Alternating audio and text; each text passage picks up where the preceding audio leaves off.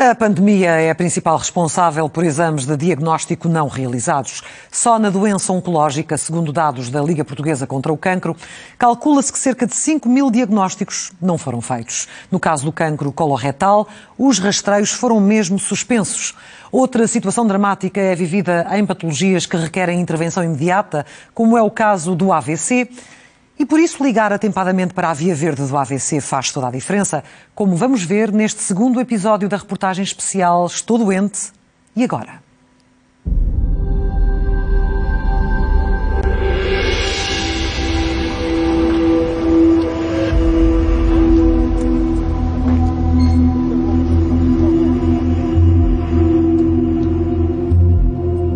A barreira desta fila interminável de ambulâncias só é ultrapassada quando a vida está em risco.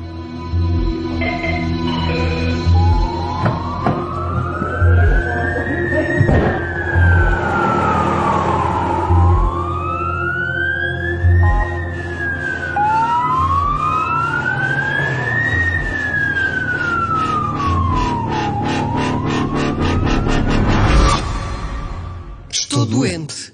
E agora?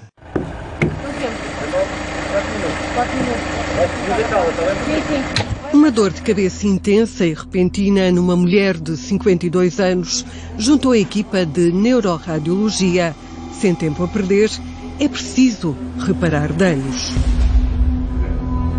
Quando o aneurisma cerebral rompe, provoca AVC hemorrágico, que pode ser mais ou menos grave, de acordo com o tamanho do sangramento.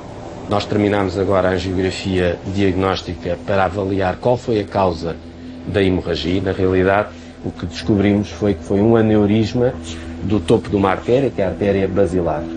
O aneurisma, no fundo, é uma bolha numa artéria que dilatou e rompeu. Todos os minutos contam para salvar a vida e evitar lesões irreversíveis. Existem duas formas de tratamento dos aneurismas, uma forma por cateterismo endovascular e uma forma cirúrgica neurocirúrgica.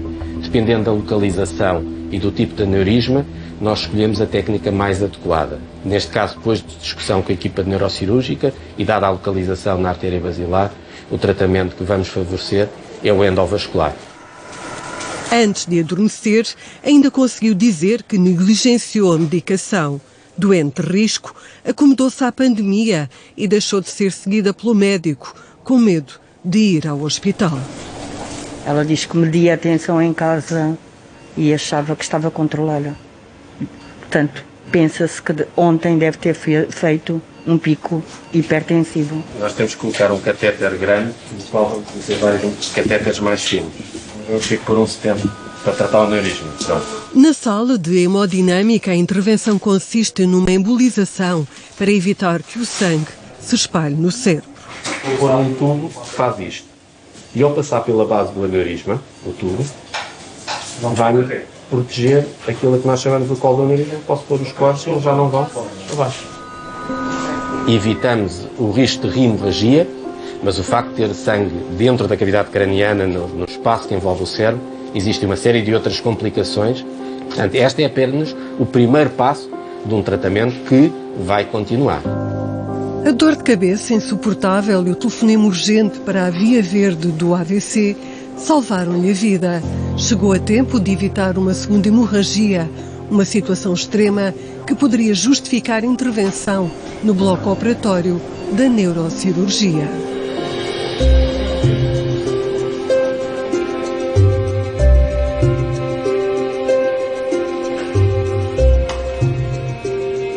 Neurocirurgia é uma especialidade diferenciada que existe em poucos hospitais. O Garcia de Horta serve 1 milhão de habitantes, desde o litoral alentejano até Almada.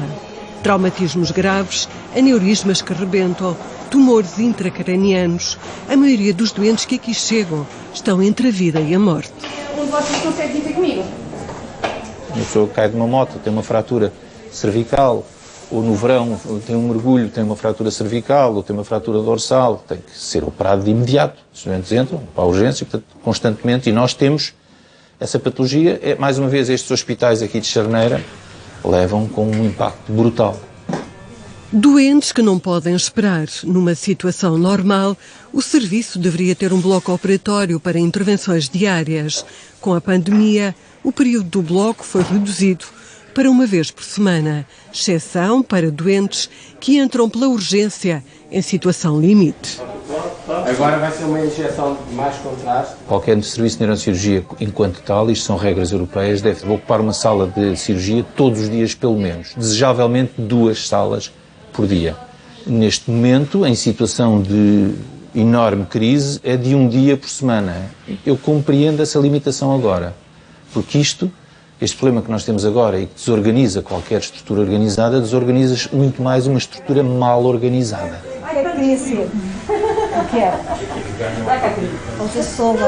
A enfermaria de neurocirurgia foi ocupada por doentes Covid. Em 3 dias, o serviço foi transferido para um espaço reduzido. Nós descemos com os doentes e com tudo, porque este serviço só tinha paredes e tivemos de descer com tudo. Claro que manter cuidados aos doentes e fazer as mudanças só é possível porque as pessoas tiveram que ceder as horas de trabalho, porque não dá para ficar metade, porque as equipes, não há número de pessoas que chegue para ficar uns em cima, outros em baixo.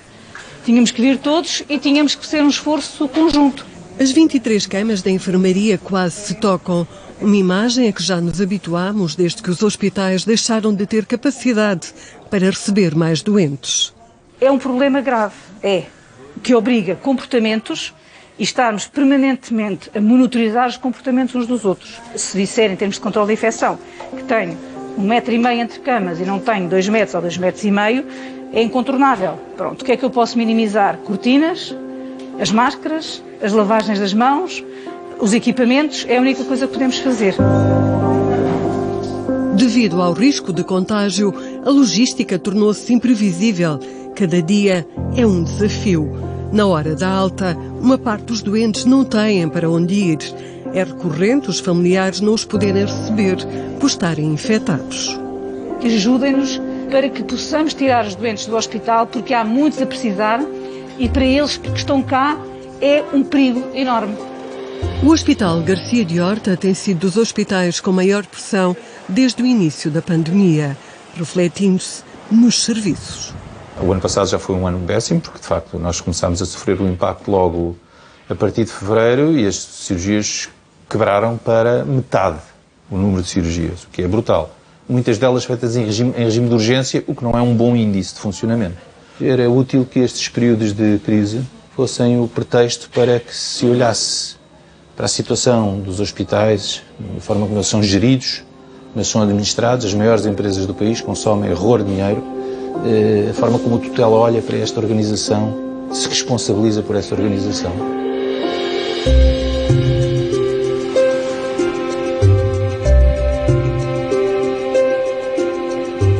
Ceder camas para doentes Covid é um exercício que já ultrapassa a matemática.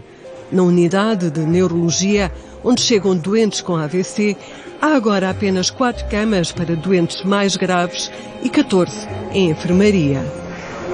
O que nós temos verificado, e verificámos também na primeira vaga, é que os doentes vieram em menor número e vieram tarde. E esse é um problema muito sério, porque no acidente vascular cerebral, cada minuto que passa é um minuto em que o cérebro está em sofrimento e em que vai ficar lesão, logo o doente vai ficar com mais incapacidade. Ouça cá, quando é que a gente aparece na televisão? Não tem nada a aparecer na televisão. Joaquim Calado passou pelo serviço. A 21 de janeiro, um AVC isquémico em evolução deixou-o paralisado num supermercado. Passou-me aquela coisa assim para o braço e a perna, não assisti assim muito bem na perna, depois caí assim para cima da perna e do braço, unicamente. Só que me lembro mais, não senti assim dor, caí assim para cima da perna, senti um bocadinho do braço e a perna como caí para cima da perna, mais nada. A memória nunca perdeu. Perdeu foi a sensibilidade da perna e do braço. Mas eu como não podia lá ir ver, quer dizer, eu muita coisa também não posso adiantar. Mas que ele foi logo socorrido, ele foi. A enfermeira Silvia é que me telefonou, era umas 7 horas da noite, a dizer-me que já tinha sido a vez desentupida, que estava tudo bem e que ele estava bem porque ele estava a falar para não estar preocupada. Para mim foi uma coisa passageira. Foi assim passageira. É só que sei dizer, não sei dizer mais nada. Este doente é um doente que teve um AVC isquémico agudo, isso é uma oclusão de uma artéria do cérebro, uma artéria importante, neste caso a artéria cerebral média. Na realidade, se ele não fosse socorrido a tempo, iria ficar completamente dependente, com uma hemiplegia, portanto sem capacidade de mexer metade do corpo. Joaquim Calado foi assistido na hora certa, no intervalo terapêutico desejável para socorrer os doentes. É fundamental, quando o indivíduo tem um dos sinais de alarme da AVC, nós chamamos de 3 Fs.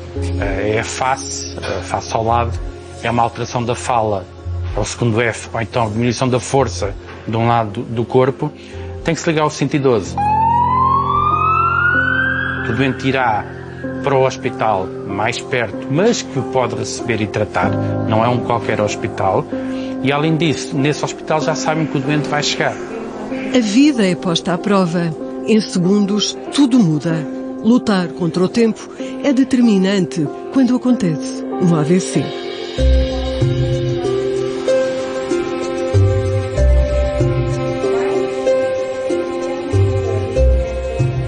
Desde o início da pandemia, os rastreios do cancro do intestino e coloretal estão praticamente parados.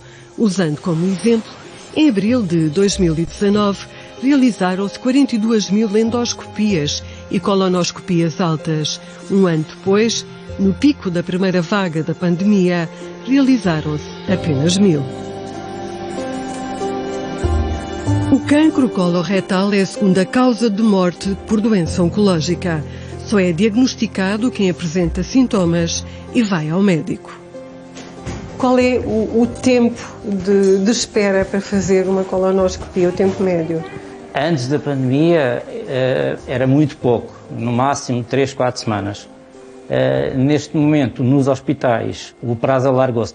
Também depende do sítio. Há hospitais no Alentejo que o prazo é muito longo, cerca de 1 ano ou mais de 1 ano. Há outros hospitais em que é mais rápido realizar-se uma colonoscopia. Quando eu acordei desse exame, foi-me logo dito que tinha um tumor e que tinha um tumor com dimensão. Era um tumor grande. Tinham recolhido uma amostra para biópsia e é marcado, então, uma outra consulta para a análise de todos esses exames, mas para 1 mês e tal depois. Se não tivesse sido intervencionado em novembro, a doença iria evoluir para uma situação mais grave, inclusive de obstrução do intestino e de a doença se espalhar para fora do órgão. E, portanto, o prognóstico seria muito mau, tendo em conta a idade que ele tem.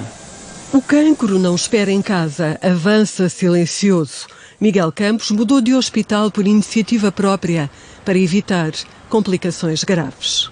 O meu problema era crítico por isso, porque podia obstipar e podia-me forçar a ter que dar entrada de urgência num hospital qualquer para ser operado de qualquer maneira, o que seria então uma coisa muito mais séria, muito mais grave e com outras consequências.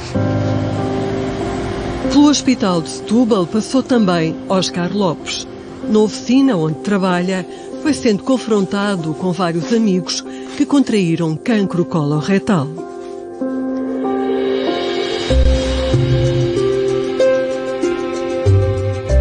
Tenho um empregado que lhe apareceu de repente esse problema.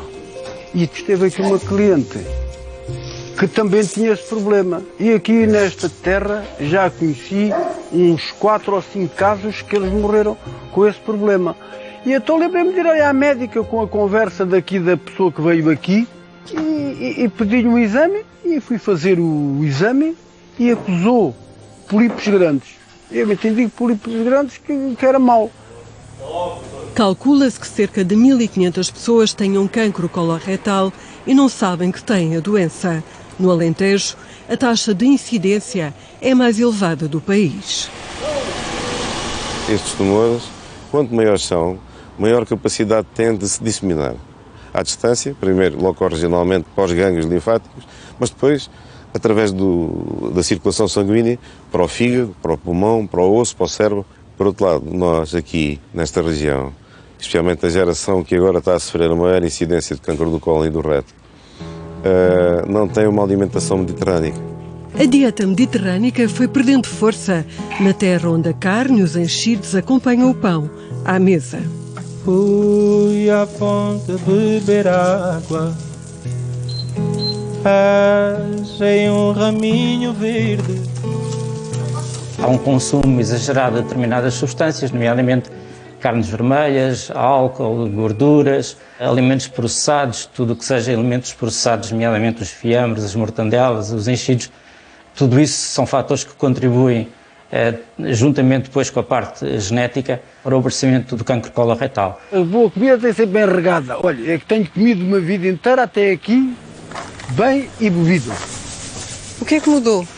O que mudou é que eu já há um tempo para cá que estava a beber leite ou sumo de manhã.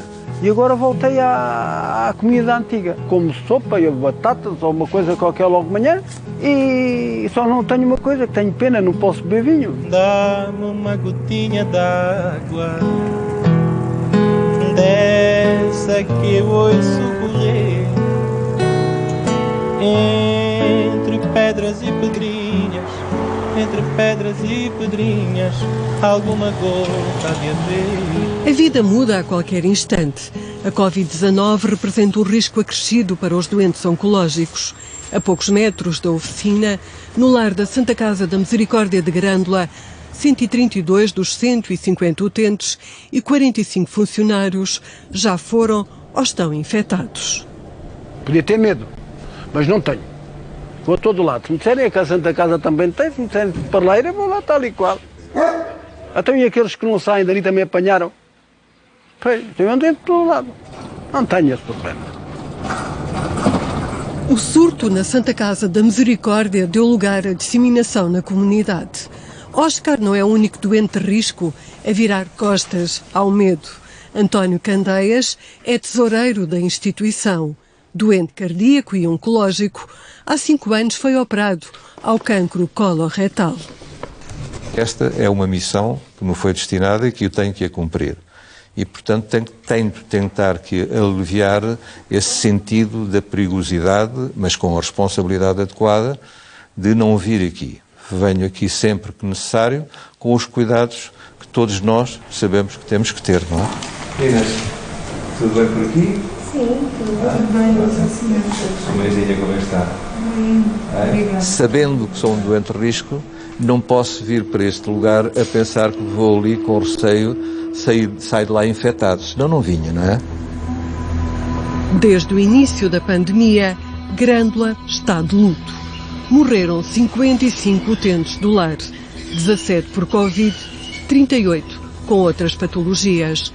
Muitas perdas numa localidade onde todos se conhecem. O aumento crescente da mortalidade é uma tendência também no resto do país.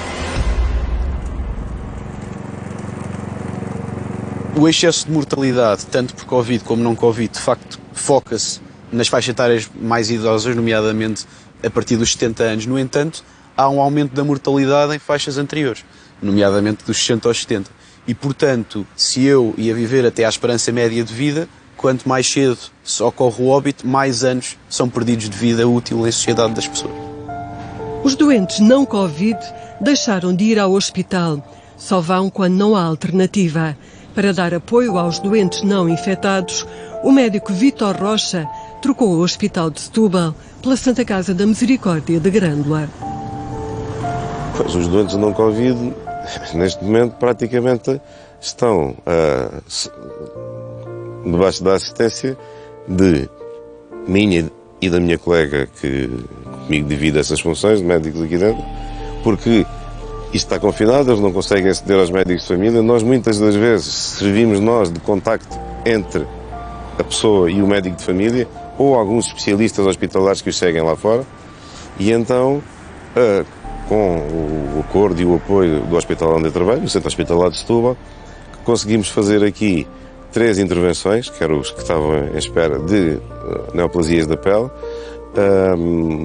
Claro, depois com todas as peças cirúrgicas processadas no Hospital de Setúbal, enfim, como se fosse lá feito, mas foram feitas aqui para evitarmos que eles saíssem daqui. E correu bem. 2 dias depois da entrevista, Vítor Rocha testou positivo à Covid-19. Temporariamente, os doentes não Covid deixaram de ter assistência médica. Estou doente. E agora?